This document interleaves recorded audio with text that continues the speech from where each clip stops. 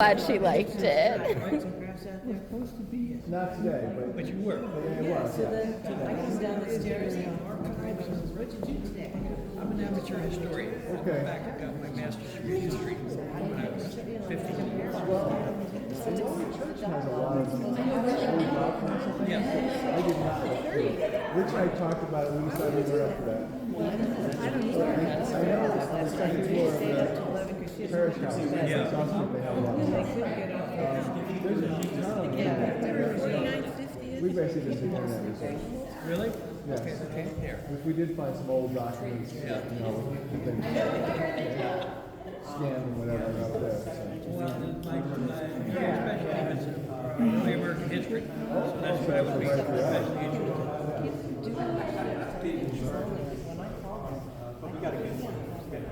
We're supposed to be. When the snow melts.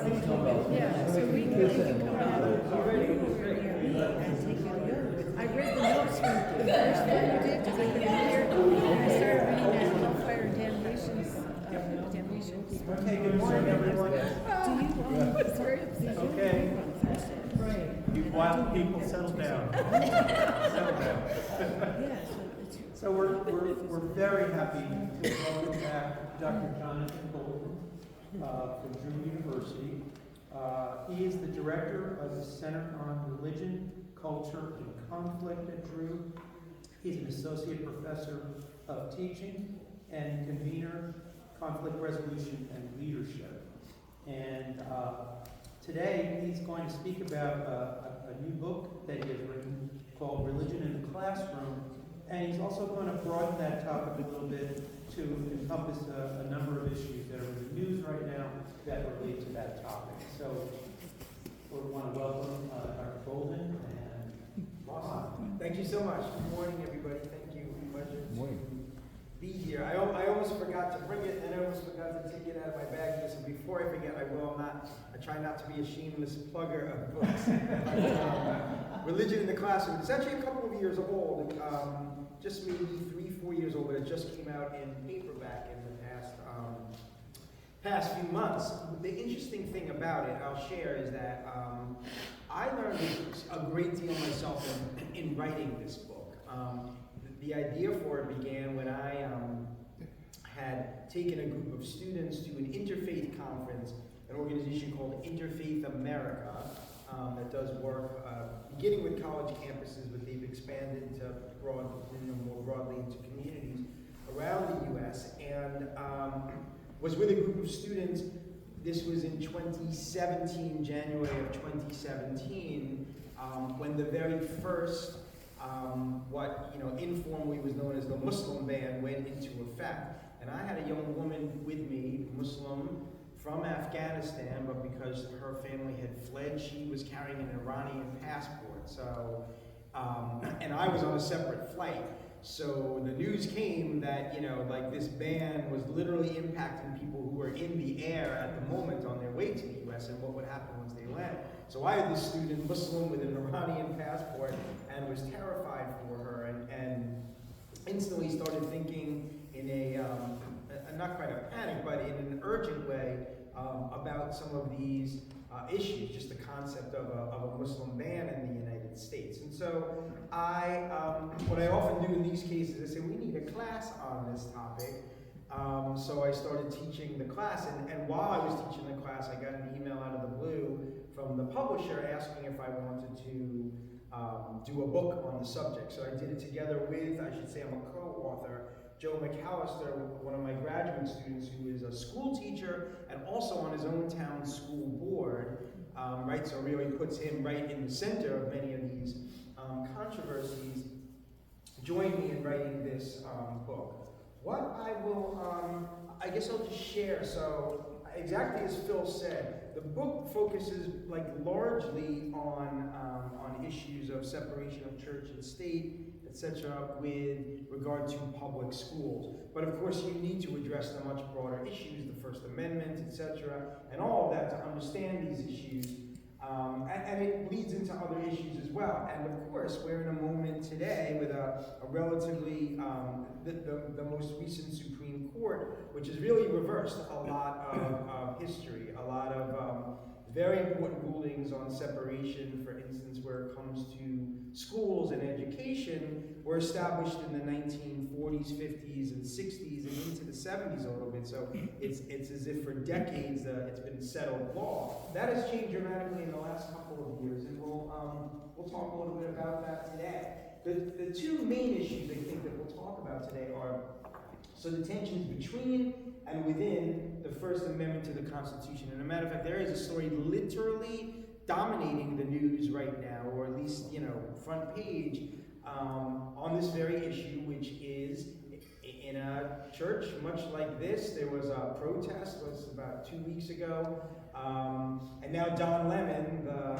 reporter that was there, has been arrested. So I don't know, was he there as a protester and a journalist? Was he just there as a journalist, as he claims? I'm not going to get into any of that, but it's like a perfect example of there is no hard line. It's kind of, imagine it more like a membrane that is constantly pushing in one direction or the other with regard to the First Amendment. In short, or was he just exercising his rights to free speech, or was he encroaching on someone else's First Amendment rights to freedom of religion, right? And so it's this is not an anomaly. So I'm going to explain what I mean by that in one moment, and then just discussion of religious pluralism in the U.S. more generally.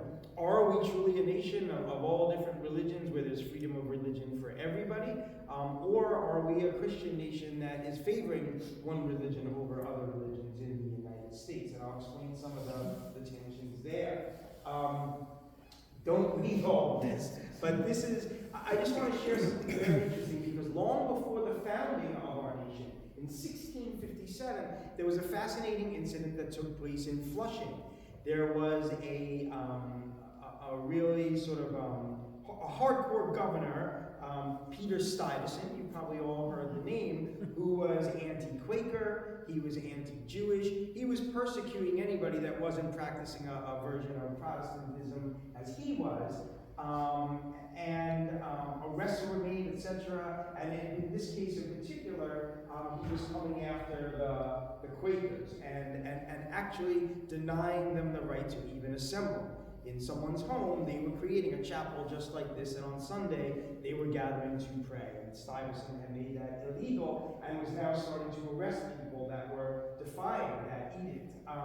And so the people of Flushing, what was then Vlissingen, a Dutch colony, they rose up and they wrote something called the Flushing Remonstrance, where they wrote back and they said, we did not leave Europe and the religious persecution we were facing there to come to the U.S. and face persecution here. And it was really, really powerful that they were asserting this kind of freedom of religion and respect for religious pluralism back in 1657. To me, what was even more powerful was that it was non-Quakers that were standing up for Quakers. Quakers were standing up for themselves as well. But this was written, inked, signed by people from a range of the different, Congregationalists primarily, right, or Dutch Reformed Church. But people that were non-Quaker were standing up for Quakers. And making this point, when they say here, Jews, when they talk about Turks and Egyptians, they didn't really have the language at the time, so they were talking about Muslims, right? And whether or not they were even aware that they were here in the United States.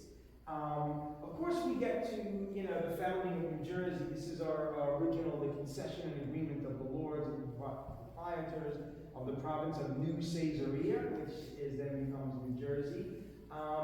But the interesting thing about this is that they are advertising that you can bring, they're respecting religious pluralism, right? That anybody, this was essentially an advertisement, right? There was this new state, wide open land. They want to populate it so that they can increase the value of the land by making it productive. So they want people to come to their colony, and they're saying anybody is welcome, even Catholics, right? You realize that also was target number one at the time.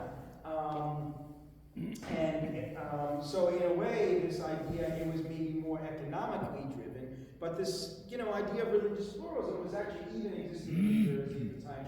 We must, of course, make note that that very same concession also said, and you're welcome to bring your slaves as well, right? We know that Jersey was the last of the northern states to abolish slavery well into the 1800s. So then we get to the time of our founding fathers, and questions about, John Adams would famously say the United States is not a Christian state, nation any more than it is Mohammedan or not. And I guess the big question that we put is, is it recognized that generally speaking, the majority of Americans are Christian and still majority Protestant? Of course, those numbers shift a little bit over the years.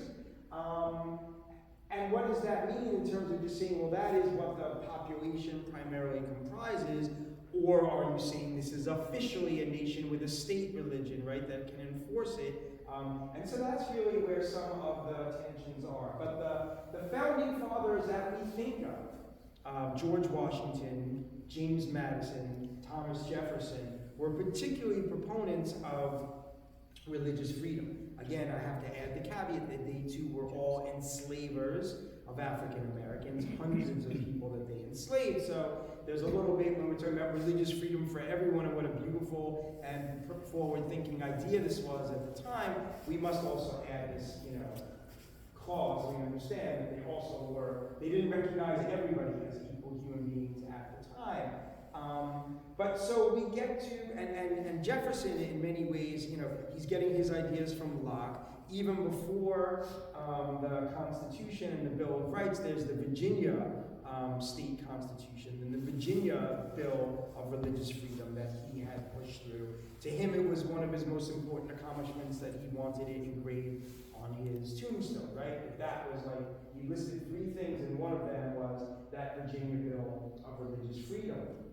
So, but here's something also very, very important that I learned in my research on this subject, because you can tell the story and follow the through line. Yes, the main founding fathers whose names the household names of Washington, Madison, Jefferson, were very strong proponents of religious freedom, which also entailed a measure of separation of church and state, and we will talk about that as well in just a moment. But enemies of this idea, adversaries of this idea, were in existence at the time. Because you could wake up today in 2026 and think this is like a recent trend, like, oh my God, now they're pushing back. Patrick Henry, who we give me liberty or give me death, who we remember as a very sort of fiery, passionate patriot, was also saying, no, this is a Christian nation. When they came with Article 6 of the Constitution says, there shall be no religious test to hold office. That anybody can hold office. You don't have to be a Christian or a Protestant to hold office or to run for office in the United States. Patrick Henry pushed back against that, said, no, you really should. The fear largely, as I noted, because there were very few Jews here at the time, there were Muslims, quite a few, but they were probably unaware of that. Who were all the Muslims that were here? The enslaved people, right? Africans that were brought from East Africa, and historians, or West Africa rather, historians, we don't know, but there is lots of material evidence. We have versions of the Quran that they wrote from memory. We have inscriptions, we have names, right? Muslim names of slaves that are recorded on the slave lists, etc. So we have hard evidence that many of them, but also the historians just project that at least 20% were probably Muslim because of where they were coming from. Countries like Senegal and Ghana, where there are large Muslim, populations. But they were unaware of that. They really didn't have to think that much about Jews because there were very, very few of them. It was Catholics that they were primarily concerned with. And the reason where that's getting so entangled with questions of governance is that there was this fear of what they call papacy, right? That someone might be more loyal to the Pope And should the Pope one day decide to say, well, you know, it's time to overthrow the American government as it exists, that they would be loyal to the Pope, that they would follow that, so that there's this sort of column, this enemy within, and would not recognize, you know, so there was a perceived threat from Catholics. So the fundamentals, so the two main things that we have are Article 6 of the Constitution, which, as I said, forbids a religious test as a requirement for holding office. So it's literally right there in the main body of the Constitution. And there's nothing secondary whatsoever about the Bill of Rights. It's just they wanted to make sure they had a Constitution through as quickly as possible. Couldn't agree on some of these issues, so they punted and said, we'll come right back to it. But by 1791, we have a Bill of Rights. And the very first amendment, which prohibits the making of any law respecting the establishment of religion. So Congress shall make no law respecting the establishment of a religion or impeding the free exercise thereof. So what's fascinating about this is that it's actually putting two competing ideas in tension with each other right there from the get-go. The framers of the Constitution, they clearly understood that they could not resolve every issue that was before them in the day. And they had the forethought, right, anticipating, we have no idea what issues will arise in the future that will really put these two ideas in competition. Because if you think about it, right, one is saying that, so, and then this is something that comes into question. So I want to be really clear. There are different schools of thought about this. Primarily the separationists won the day, right? Jefferson and Washington and Madison, George Mason, others. But this other competing trend was always there. And so the idea of what comes into question is, what do we mean by an establishment, and even what do we mean by respecting, right? Because it does not, you know, it does not say there can never be a Christian government in this country. It says any law respecting the establishment of religion. So the strict separationists interpret this to say that anything that sniffs of religion in the public space is a no-go zone, right? Whereas a group that we generally tend to call the accommodationists were, because it also says right here, nothing should impede people's free exercise of religion.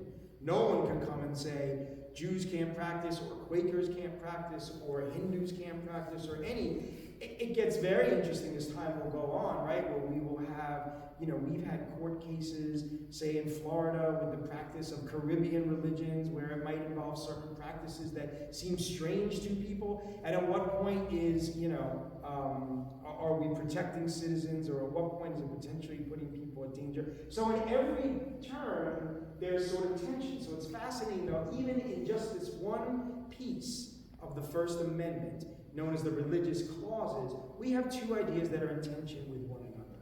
And if you think of it, myriad things, so, you know, all the court cases that have come up in the last few years. Is a baker required to bake a cake for a same-sex couple if their religious practices are against it, right? Is a coach allowed to pray on the football field when it is a public high school football game? And so right there, well, he's just exercising his right to pray and to practice his religion. Others are saying, well, here you are. This is a publicly funded institution, right? It's a public school. It's a government institution thereby. And you are actually breaking the law by this guy, you know, praying during class time or during, you know, on school premises. So I'll come back to a few of these examples, but just to set the stage, the idea that these two concepts are constantly in tension with one another. And I found it absolutely fascinating that the founding fathers anticipated. They said, we can't even imagine what will be the issues that will come up 100 years from now, 200 years from now, 250 years from now, right? We're there. And so we're just going to kind of leave it there. And it seems vague, but we're pretty sure it was quite intentionally vague because they were trying to, we're going to have to debate these things forever. There's nothing we can say now that will resolve the questions.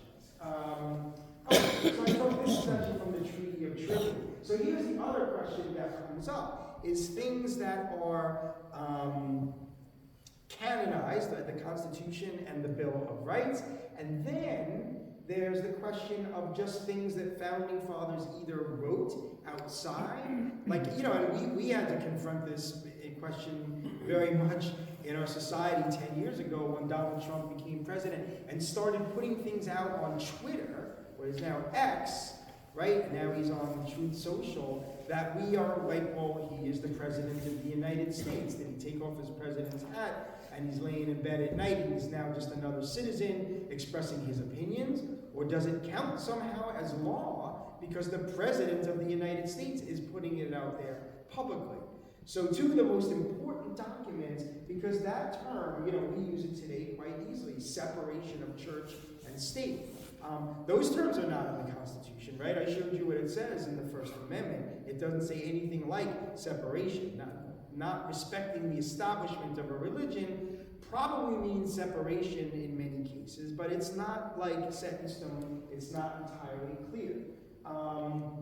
So the other thing about it also is that, as we know, Jefferson, here's another really important thing to know, because Jefferson, Washington, what we know of their religion, because others also, a group of scholars called originalists, say, well, you can't include that. I don't care what Jefferson wrote in a letter to the Danbury Baptist Church. Like, that's not law. What George Washington wrote to the Newport, synagogue, that's not law. He was president at the time, but that should not be counted as U.S. law, whereas others interpret it, sort of differently. So the originalists are just what is clearly there in the Constitution, nothing else. Strangely, because it supports their case, and maybe this is an inconsistency, they also like to go with the see what they do and not what they say. So there would be prayer sometimes before Congress. So they say, see, they were praying before Congress. So all that stuff they wrote, ignore it, stuff that they argued for in the Constitutional Convention, right, that they thought through very clearly, and Jefferson wrote a lot on this particular issue. But they said, forget everything that he wrote and said, because if you saw him praying, it means the rest of it was nonsense, which is of course, a really expansive argument to actually make. But the really important thing is that they were primarily deists, right? Which is a whole kind of philosophy in and of itself. The most important thing to think about here is that they were simply saying the main point that they wanted to say. This is what Jefferson and Madison were particularly fixated on, this idea, is that there should never be compulsion in religion. And as a matter of fact, what they found so offensive about it was that if you are forcing religion on somebody, it's actually a really negative thing. We should allow people's true beliefs to surface, to emerge, and let people use this as a guide star. If we're coming with, well, no, it says here that you should do this on this day, and push it on somebody, it's inauthentic to begin with, and worse, it's oppressive. And of course, that Jefferson was famously very curious about Islam. He didn't know many Muslims, but he had a copy of the Quran. When Monticello burned down, and his library was lost, he went out and got another copy of the Quran, right? So this meant quite a bit to him. And so their main idea, right, stemming from Locke and the Enlightenment, was we're not anti-religion. We're anti-compulsion of religion. Religion should not be forced on others. And particularly, again, the inauthenticity question, right? People, if they don't really feel it and believe it, what's the point of forcing it? But also recognizing that there was what we call religious pluralism in America. There were Quakers who practiced differently. There were Catholics who practiced differently. There were Jews, there were Muslims who had a different belief set altogether, even if they prayed to the same God. Right? So this is what they were really trying to respect. Okay, so I'm sorry, we covered this already. So separation of church and state. So what was interesting was that even though the Constitution, remember, before the 14th Amendment, most federal laws did not automatically apply to the states. The states could continue to have their own separate laws. That question of, federalism and states' rights is in greater tension today than it has been at any point in any of our lifetimes, right? I mean, it's literally front and center in the U.S. right now. And what's heading towards us is going to be really, really big. These questions are huge. I mean, even what we're seeing in Minnesota, the state of Minnesota right now is all about this, right? And is the federal government trying to erode with elections coming up? So anyway, I won't digress. But this question of states' rights is really, really important. So prior to the 14th Amendment, many states continued to actually say, no, we want a religious test. You must be a Protestant to hold office, you know, in New York, for instance. They actually, but in some cases, they were so against it that they actually were saying that clergy could not hold office. That has clearly changed in a lot of cases as well. So I fast forward to back to 1789, 1790, right before the ratification of the Constitution. And what's happening is certain states are not yet on board. They could have had just a 75% majority, so they only needed like 8 or 9 of the states to ratify the Constitution for it to become the law of the United States. Washington was committed to getting every state. He said, I don't want 3 states that rejected this, right, that were forced into this. Let's get everybody on board. So he did a whole campaign. He went around what was the nation at the time, trying to sell the idea of the Constitution. And so he travels to Rhode Island, had resisted, simply because Rhode Island was always a little bit of an outlier with religion, right? This was a long tradition in Rhode Island of respecting religious pluralism and freedom of religion. It was founded actually on that principle. So when Rhode Island does sign on, George Washington wants to reward them by making a visit to Rhode Island. And what you see here is the Toro Synagogue in Newport, Rhode Island. I had a chance to visit just a couple of years ago. But what happens is really remarkable. A member of the congregation, Moises Satius is his name, he writes a letter to Washington, and basically the Jews that were coming to the U.S. at the time were fleeing persecution in Europe, right? Been persecuted there for centuries, and saying, wow, maybe there's a new opportunity in this new world. So he writes a letter to George Washington and says, can you guarantee our safety? Can you promise that we will be able to live in safety and practice our religion as Jews in America? It was like it was a plea, to the president of this brand new country. Would our religion really be respected here? And he uses some very interesting language. He talks about, to bigotry give no sanction, right? This idea that we won't respect any form of bigotry in the United States. Washington clearly likes that phrase because he then echoes it back to him in his response. Then unfortunately people, it's okay, but they attribute that phrase to Washington. But what Washington did have in there was extremely important. He responded directly to him. First of all, as I said, he's trying to, because here's the other question that we're really focused on today is, how does all this work in reality?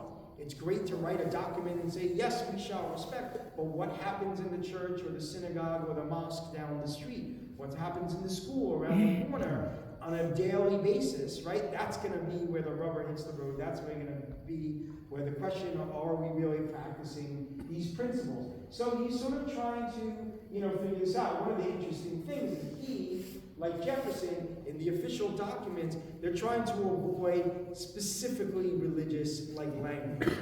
They talk about a higher being, right? They're not trying to deny, but they very specifically didn't talk about Jesus. Doesn't appear anywhere in the Constitution, right? Because again, they're just trying to appeal and accommodate as many Americans as they possibly can. But what's also really interesting is that Washington was a religious person, and he loved to quote the Bible, and he would frequently do so in his direct correspondence outside of the official documents. So anyway, he responds, and this is a copy of Washington's letter to the Newport, Hebrew congregation of Newport. Here's a printed version of it, but he uses some very, very interesting language in here, and this one in particular really always jumps out at me. It is now no more than toleration. It is now no more than toleration is spoken of as if it were the indulgence of one class of people that another enjoyed the exercise of their inherent natural rights.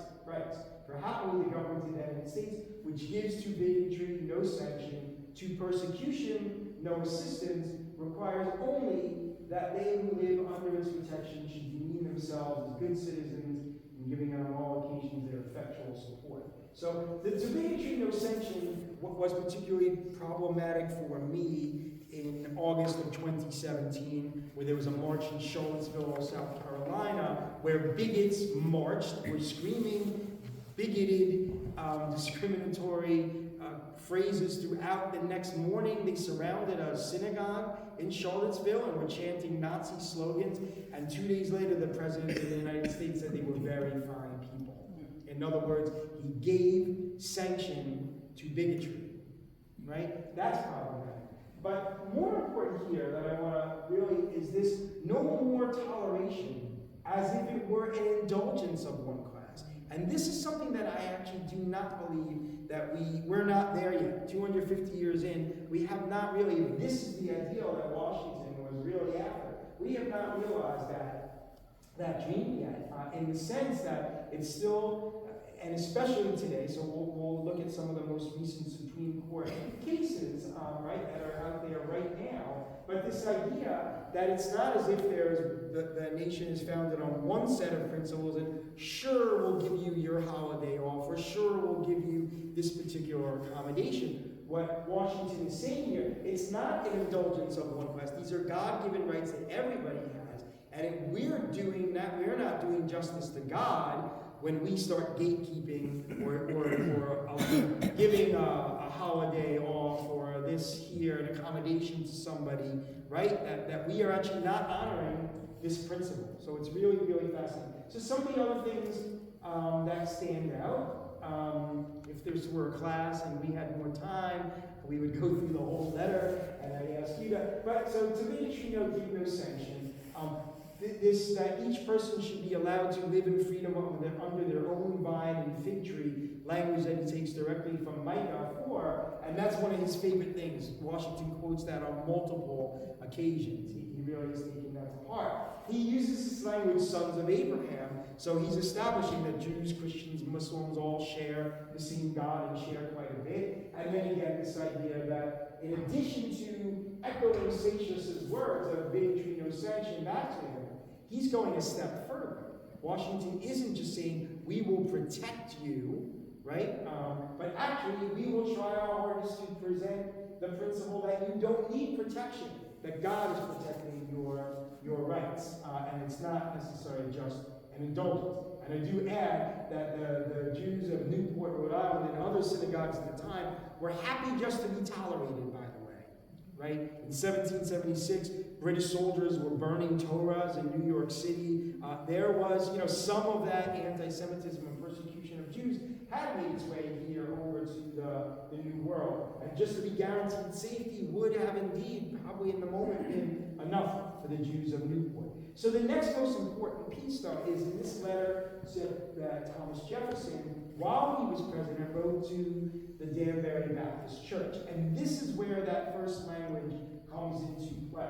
The whole of the American people, which declared that their legislature should make no law respecting an establishment of religion or the free exercise thereof, right? That's the language directly from the Constitution, from the Bill of Rights. But then he adds, thus building a wall of separation between church and state. So this was new language that Jefferson on his own had come up with. And then we have this big question of, does a letter that he writes, it was on like White House stationery, it was a formal letter that was written to a church, a formal religious institution using this language. But A, does the president have that much power, executive power, with a letter to a church establishes like a law? That doesn't really sound consistent. And so this is where, the originalist argument is saying, well, this is secondary language. And Americans today talk about wall of separation as if it is engraved in the Constitution, and it is not.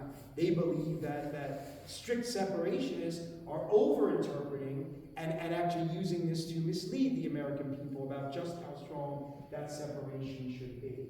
So it raises really interesting questions for us.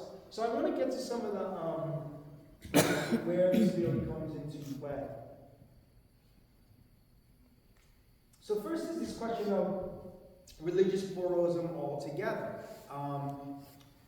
As I said, even now, the latest statistics would show, Pew Research and other organizations do, surveys every couple of years.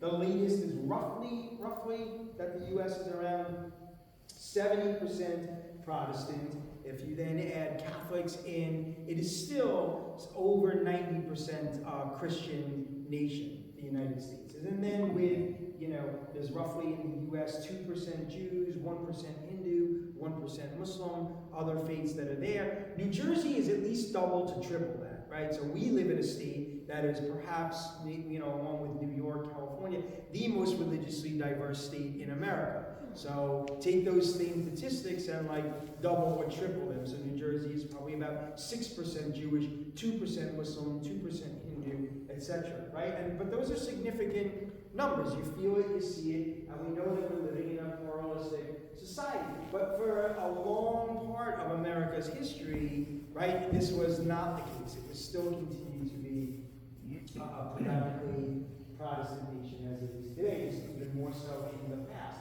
So 1893, it was around the time of the first World's Fair, right? And one feature of the World's Fair was they established something called the World Parliament of Religions.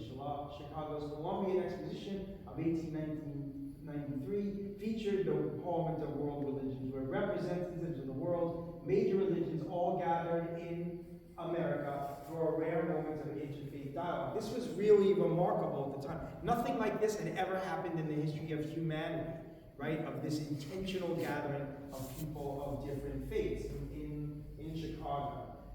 It's actually still alive and kicking. It's funny, it didn't exist for many, many years, and a couple of decades ago, some people said, hey, this was great, why did it stop? So they revived it, and I just shared these photos because it goes on, and I took students, for instance, when I met in Toronto in 2018, it was back in Chicago just 2 years ago, and I was there again, brought students and presented at the conference, so this is very much alive and well. But we must understand also that we were very often, and maybe to this day, continue to have to defend religious freedom and religious pluralism in the United States. So does anybody recognize this photo, or at least the hall, the location? We've probably all been there many, many times. The most famous arena in the world is Madison Square Garden, where in the 1920s, the American-German Bund organization met with 20,000 Nazis, supporters of the rising Nazism, the 1930s, gathered in New York City. It's really fascinating. It's a very, very short documentary. It's called, A Night in America, I think, and it memorializes the story of Isidore Greenbaum, one Jewish guy who got himself into this and got on stage and tried to disrupt it by himself, right, on February 20th. And but it's just remarkable that they are. Here's some other photos of it, right? Nazi salute, the swastika, but it's just also really, so 1939. It's remarkable though that they're invoking George Washington, who would have nothing to do with this. He would have been absolutely against this, that there's no way to make a case that George Washington would have supported. That's really the remarkable thing. I'll just add a quick side note. George Washington, of course, gave the first farewell address as a president of the United States. And so they created the idea. I'll give a farewell address, to the nation. And he could have talked about anything he wanted. He chose to talk about protecting the three branches of our government and talking about how we all know the stories of how hesitant he was to even become president, that he was scared that someone would try to turn it into more of a monarchy. right, and act like a king, and that a future president could potentially seize more and more executive power if we were not careful. This is literally the subject that he chose to dwell on and warn America 250 years ago, right? Be careful, don't ever let a single president seize too much power. There was a No Kings March here just a couple of months ago, right up the block from here. So I will just leave it there. Yeah. Okay. So very quickly, so shifting attitudes on immigration. This is another part of the story. Some of the same rhetoric we see today, right? People are taking jobs, people are bringing diseases, people are bringing down our communities. Acts that excluded. So in 1965, Lyndon B. Johnson would sign the New Immigration and Nationality Act. This would open up more religious pluralism than ever, right? Suddenly we have Hindus, Sikhs, Muslims from around the world coming here to the United States. Will Herberg in the 1950s famously wrote a book about, interfaith work with Jews, Christians. He wasn't yet talking much about Muslims, but this idea, this question of like kind of the melting pot. He also talked about we can have separate institutions. No one is saying there shouldn't be Catholic schools or other religious schools or Hebrew schools, right? We can have our separate institutions, but we can still hang together as a society. And then again, this metaphor of the melting pot, which, many people have questioned now over the years, because the melting pot suggested that people should forget their distinct cultural and ethnic and religious diversity and just meld into one, one identity. Here, I put together a collection of photos from the different dog tags in the U.S. military. People that come here to the United States and want to show their loyalty to their new country or their new homeland of the U.S. So that they would put on their, Protestant, atheist, Hindu, Catholic, right? So that people, Buddhists, are putting these on their dog tags. Of course, that's important because someone should be killed or injured in battle, right? They want to make sure that the right chaplain is there. The famous story of the four chaplains are Catholic, two Protestant and Jewish chaplains on a ship that was going down, and they said prayers for every other person, gave the rafts to all the others, and they gave their lives that was this amazing moment of respect for religious pluralism in America. So the question about where it is in the line, we just have a couple of minutes. I want to make sure I leave time for questions. So just as I said earlier, in the 1960s and the 1970s and even into the 1990s, you got a series of Supreme Court cases where the Supreme Court is clearly saying, they're drawing a hard line with religion in the public space, right? They're saying no Ten Commandments in public spaces. You can't have prayer inside of schools during school time. They're making the laws pretty clear. That said, in a very important case in 1963, Abington versus Shem, which said no prayer in schools, they make the point of saying that you should be teaching about religion in schools, however, right? If we're going to be a religiously pluralistic society, we need to be a religiously literate society. People need to know a little bit of something about people of other faiths if we're going to live together in this, unit of respect and toleration. So even if they vote in their decision, it might well be said that one's education is not complete without a study of comparative religion or the history of religion and its relationship to the advancement of civilization. So controversy, I'm going to come back to that one point in just one moment. Issues surrounding the school curriculum. So I'll just do this very quickly. Sexual health. There are some that are saying, well, because of religious restrictions, schools should not be teaching sexual health to kids. I will just tell you, the statistics show very, very clearly that states, for instance, Texas, where they have many, many bans on teaching, sexual health in schools, have the highest rates of exactly what they're trying to prevent.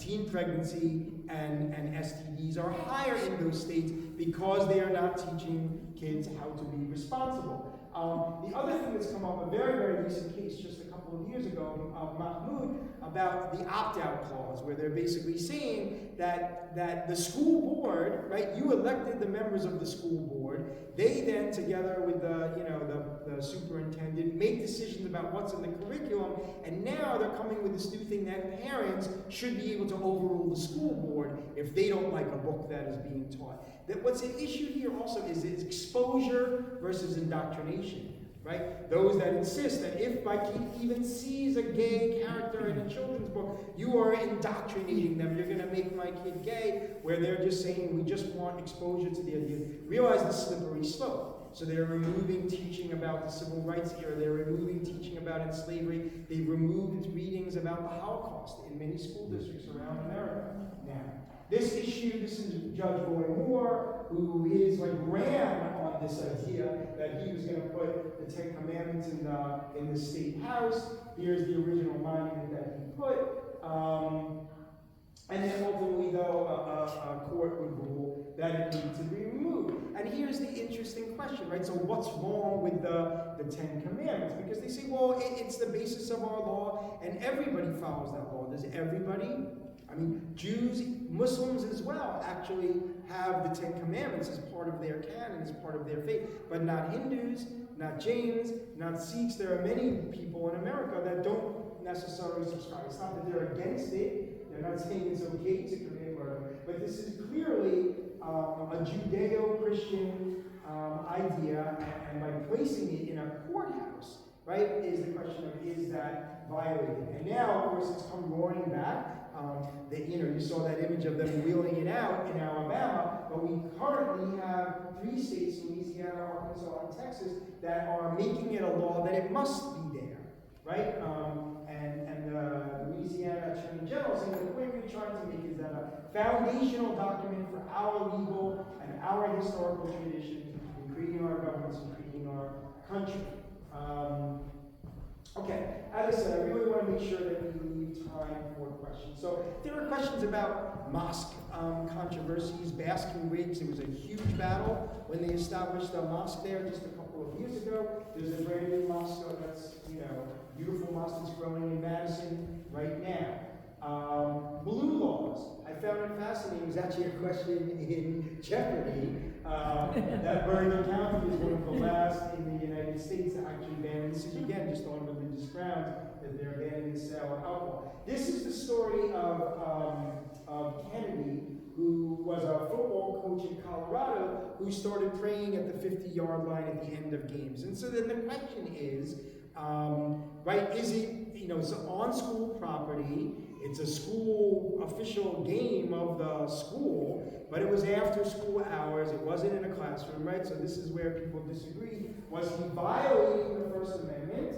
and establishing a state religion by doing this on state time, on state dollars, in state space? Or was he exercising his own right to pray and to practice that? It's actually Deion Sanders as well. The counter argument that people push is, what if you got a Muslim guy who's definitely thinks he's going to be the next quarterback on the team? He's amazing. He's got a great arm. We actually have several pretty prominent Jewish quarterbacks, right, playing right now. And what if they're sure that on their talent and ability, they deserve to be the starting quarterback for the team? And it's like, great, huddle up for prayer at the 50-yard line. And they're like, oh, I'm not really comfortable with that.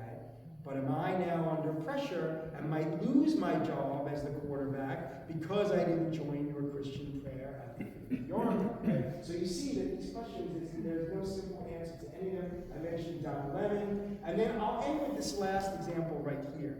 This was just up the road in Chatham, where in a world religions class, the teacher was teaching about, I don't want to say all the different religions, because of course you can't cover all of them, but was trying to, in one unit, cover many of the world's major religions. That night, a couple of kids went home from school, talked about what they learned in school, and the next night, 2 of the moms were on Fox News saying they were indoctrinating my kids, teaching them that Islam is the true religion. Now the teacher taught an Islamic view of Islam, right? And the Shahada, which is there is no God but God, which one could interpret as God and it's the same God, or one could take a completely different tack and say you're indoctrinating and trying to make my kids Muslim. And they brought a lawsuit that the Thomas More Law Center then took up as a pro bono case. What's fascinating about it is actually how it played out. Because I personally think absolutely that school should be teaching that lesson. Kids should know about all these other faiths, but I also think they went about it wrong a little bit. The video that they used, and I don't have time to go into it, I thought could have been more two-way, that the Christian kid is learning about Islam, but they don't really show the Muslim kid learning about Christianity, right? Which is, in my view, not done well. The other thing that happened was, in defending the decision, the superintendent of schools, because the problem was that there was virtually no time spent on Christianity. And the teacher said, and the superintendent echoed, right? Well, they know everything about Christianity, so we're teaching them about the other religions.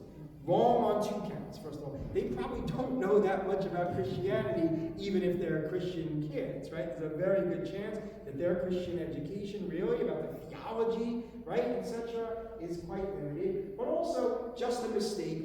My rule is if you spend 6 minutes on Islam, you better spend 6 minutes on Christianity and these other faiths as well, right? In other words, to say that they know it. So this is really where you all, because I recognize so many from myself, the conflict resolution principle starts coming back into play. And I hope maybe you've seen that throughout the day. I do have my views, right, on where it should be, but I try very hard to give kind of credibility to both sides, the originalists and the accommodationists that are siding with the, you know, if they had to choose between those two things, they're favoring religious freedom. And of course, on the other side, those that are favoring separation, right? And I try very hard to present those as two equal ideas, and where do we land on all of these? But also the conflict resolution approach says, well, you should never say we're just going to teach those other religions, where the Christian kids are sitting in the classroom saying, I mean, imagine how they're receiving that if they don't see themselves in the textbook, if they don't see themselves in the lesson in the curriculum.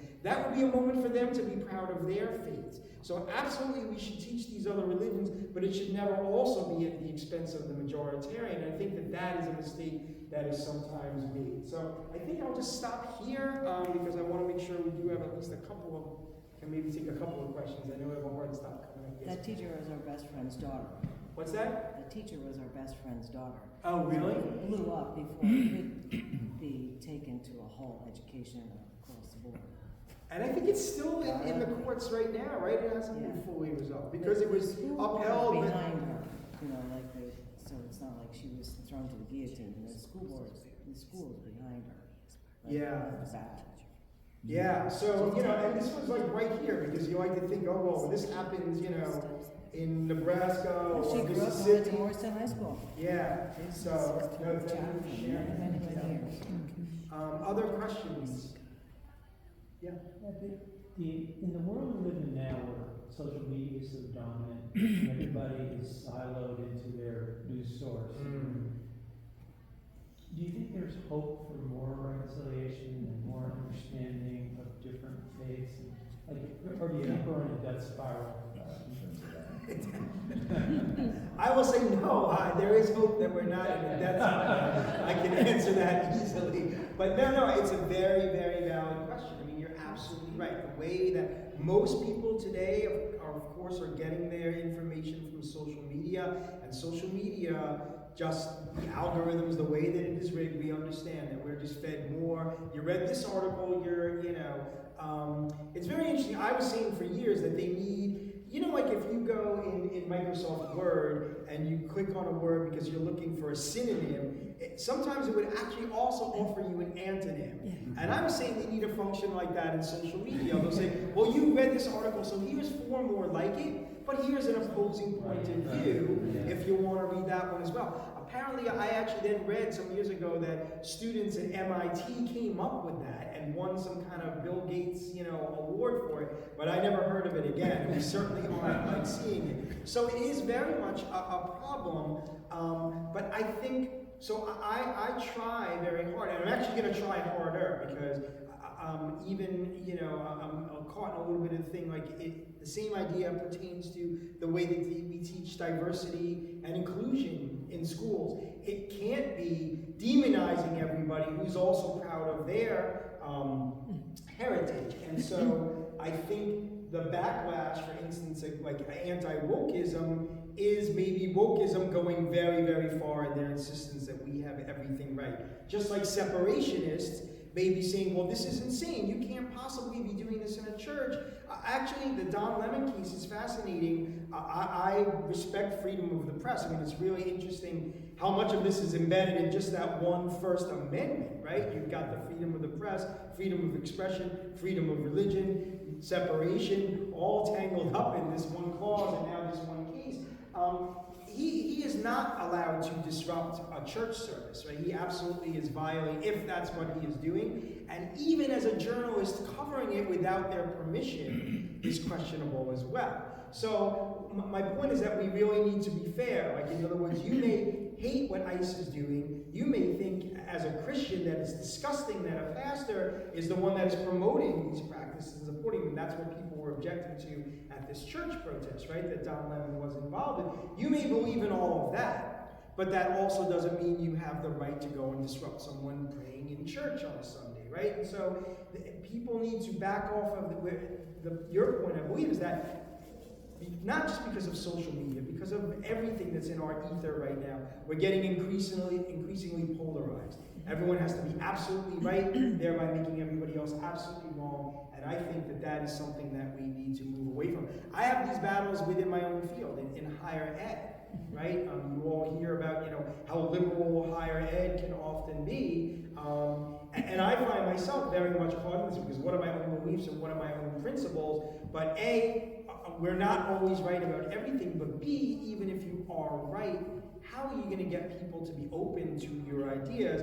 Not by pounding them over the head and saying you're bad, you're wrong, go sit in the corner, but how do we engage in a conversation? I want to make sure that yours, part of my interest in this, I'll say one last thing, was a few years ago, a next door neighbor of mine, it was like kind of right after school, time of day, and she came home really, really exasperated, and she like, I guess it's okay to be anything but Christian in this country right now. And I'm like, that's kind of weird, because as a Jew who literally just like had to work on Yom Kippur, I mean, I didn't, but my classes aren't canceled, I don't feel that holiday is respected, at least in colleges, etc. All kinds of things that I experienced, but I said to myself, okay, but that is how she feels, and let me try to get inside her head, and I can understand why in moments she may feel that way, right? And so it needs to be a conversation between people. Everybody get in the room and spill your feelings on the table and talk about how you feel that your religious views and your religious practices and beliefs are not being honored, and that will build a culture of empathy in the room, rather of, because really the word, I think, that's at the heart of the question you're raising, is the scarcity model. Everybody believes that there's these scarce resources out there. Only my religion can be practiced, or only my principles can be practiced, and we're not willing to listen to others. Yeah.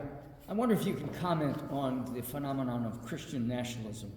Right, so that's a big issue. I kind of like, it's embedded here, and I really didn't get to it.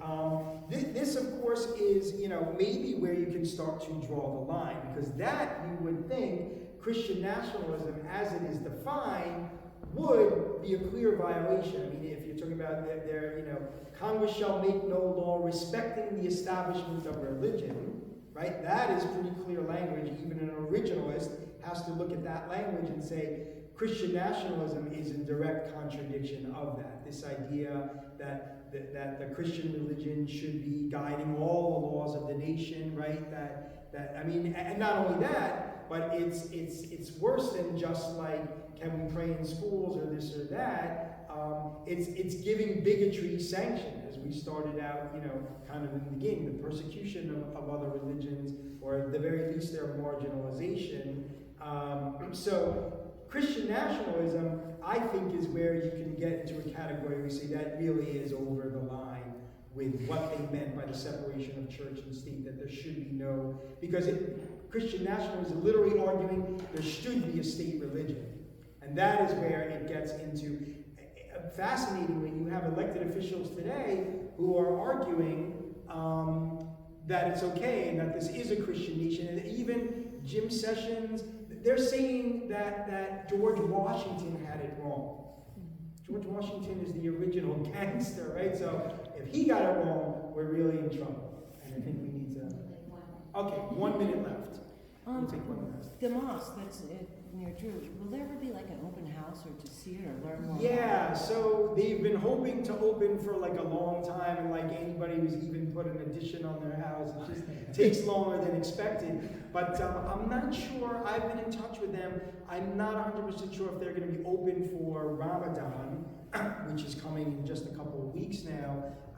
They do plan to have an open house, but of course, they got a little bit of opposition, and they know what's out there in America as well, and so I think that they want to be careful. So I think they're navigating literally everything we talked about today. Open our doors, welcome everybody, come see who we are, but also protecting us, knowing that there are some that don't want to know who we are. Yeah.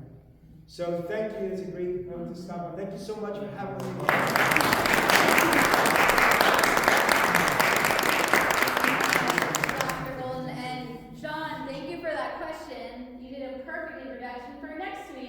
Class, which is Chelsea Eben, if you've heard of her, Amazing. who I believe you work with. Yeah, she's oh, yeah. yeah. And she'll be talking about Christian nationalism. So that was a great segue into next week. No, So you're in for a treat. She's fantastic. thank you. Yeah. That's wonderful. So we'll next week 8:45 we'll have Chelsea Eben Awesome. with us. But let's close in prayer for a quick prayer before we hand it over to worship. Let's pray. Gracious God, we're grateful for our history and for learning more about it. May we lead into this dream. May we realize a dream of respect, of honoring each other, of lifting each other up. And may we know that we have each other to lean on, but most of all, we can lean on you. In your name we pray. Amen. Thank you so much.